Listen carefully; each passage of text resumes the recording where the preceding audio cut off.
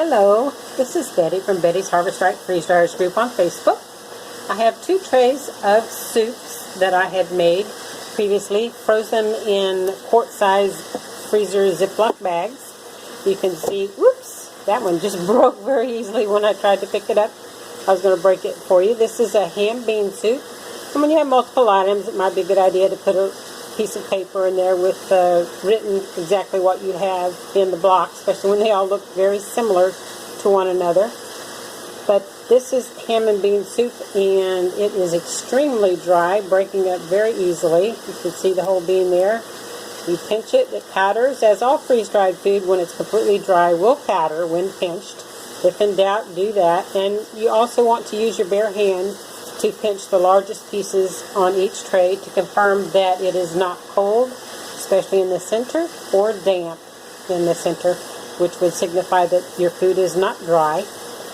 The process of pre-freezing your foods in a Ziploc bag is for convenience, especially if you don't have extra freeze dryer trays.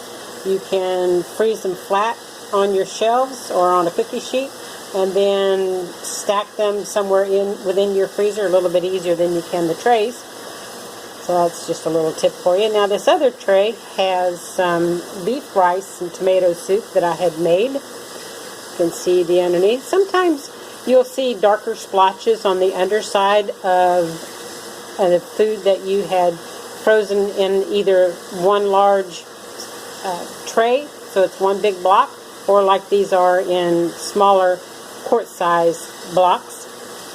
But if you see splotches of a darker color, that may signify that the food is not completely dry. I find that happens with freeze-drying raw scrambled eggs in particular. If the cycle is not long enough, you can definitely tell the difference in the dried sections versus the damp sections. So you also want to break these in half and check it out. Feel it with your bare hand to confirm that it's dry.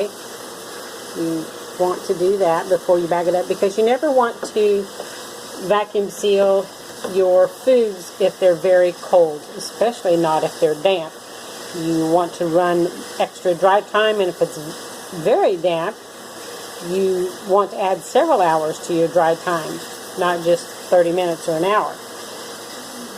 Also, I like to break up. Let's say, for example, that these were not completely dry. What I would do is just break them up into smaller pieces, put it back in there for extra time.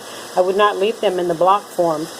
But if they're pretty thin, like these are kind of thin, you could actually just flip it over and let it dry some more, so that you could take this whole block and put it into your Mylar bag, if you will,